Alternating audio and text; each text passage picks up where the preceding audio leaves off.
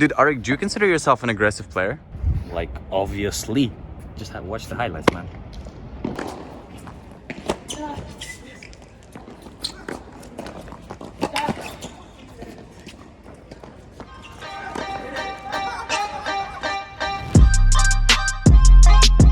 What's up guys, welcome back to Gladiators Tennis, and today, for the first time ever, we're reviewing a Dunlop racket, the SX300 Tour. It's kind of control oriented, but not so much. Check out the specs.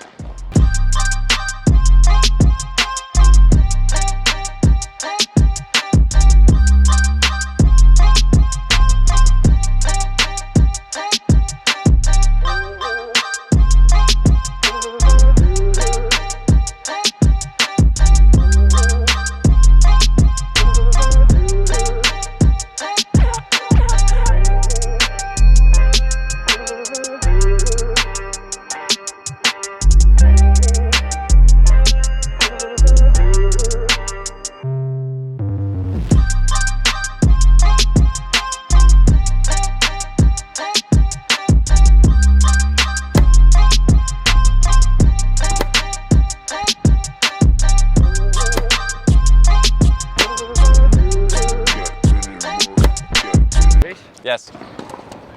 Nice shoes, by the way. Thanks. Guys, the Dunlop SX300 Tour, very interesting racket actually. I'm excited to review it because it's sort of like a 98-inch, but it's kind of not a control racket in any other department. So I'm excited, and then first time ever a Dunlop racket. So yeah, check out my highlights.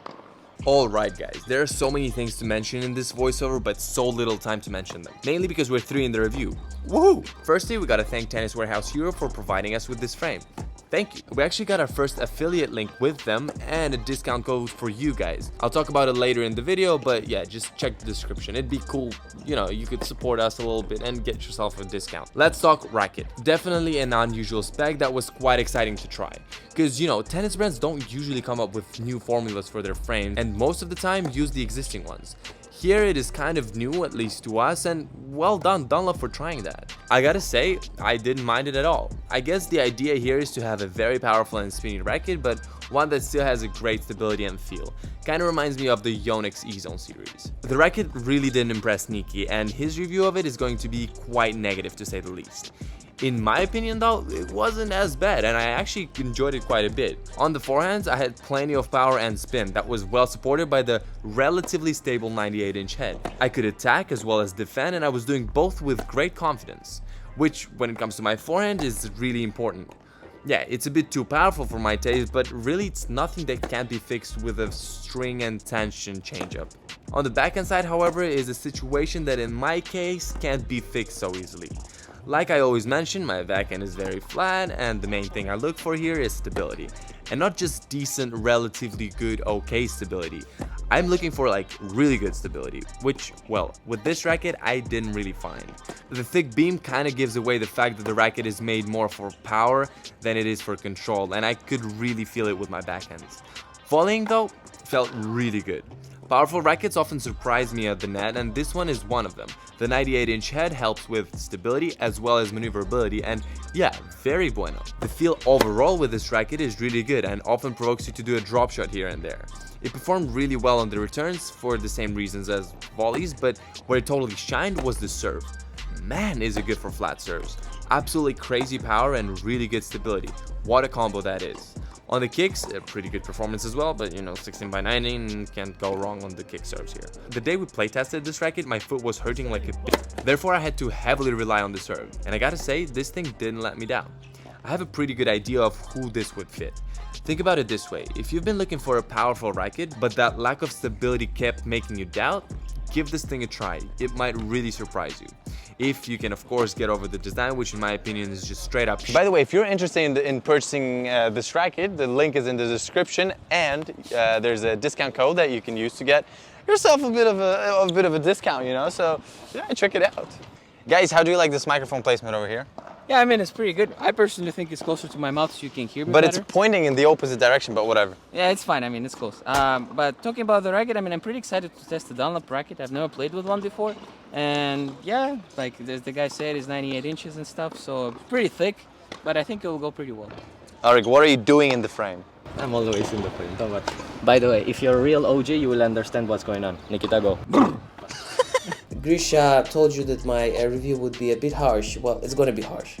So let me start by saying that I didn't like this frame at all. Its head size feels more like 198 inches than a 98 inch. I expected to feel way more control, but I didn't.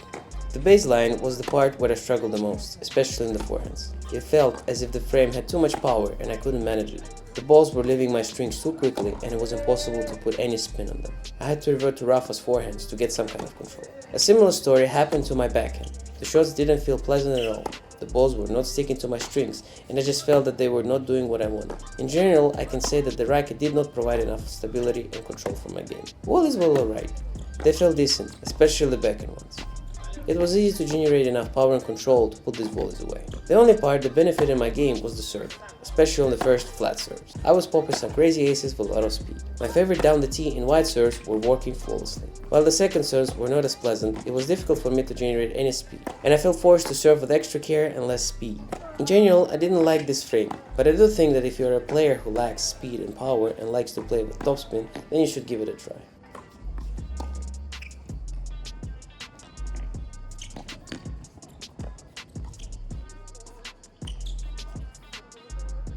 Guys, so if you like Nikita and you're excited that he came back, subscribe, hit the bell, because like helps the algorithm, and follow us on Instagram.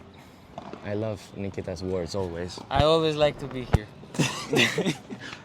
Areg, so the only thing you talk about in the transitions is the design. So how is the design of this one for you? Well, it's 16 by 19 and it's, well, 98 inches. So what do you mean design? Well, who cares about that? All right. This is pretty like balanced racket, honestly. It doesn't go to like any extreme, no? Let's hope so. Well, let's hope so. I mean, let's try. Well, lately we are going over all the brands that are kind of unknown. In fact, I think even the owners of these brands don't know about their existence. But what people may know about is the existence of my big, huge first serve. Well, at least it existed in that day, because I was delivering them easily, Kyrgios style, in Wimbledon. By the way, congratulations to Djokovic on another big win. It's nice that the guy that likes Djokovic the least in Gladiators is the only one who's congratulating him. Alright, let's move on and talk about the forehands. It's not the most powerful racket for hitting ground strokes, but with a bit of effort you can produce some forehands with a very decent amount of spin. And as you can see, we always play on hard court, so blocking the ball when receiving the fast aggressive shots is very important. And here the frame was also very useful, because I felt very solid and didn't have the fear of hitting huge outs in these compromised situations. On the backhand side, the synergy of power and control that this racket has made me feel a lot of good sensations. For example, when I was hitting two-handed spinning backhands, my shots were going deeper than the service line, making me have more time to get into a good position and take my forehand. And when I was slicing the ball, it was obvious that the frame provides a great amount of control as well. The day that we tested this frame was very windy, therefore it wasn't easy to volley, but in my head I am not connecting my bad experience at the net with this Dunlop. The stability was great, the touch was outstanding, and the fact that Nikita is here is even more exciting than the volleys. So check out the grade and I will go and hang out with our boy Brr.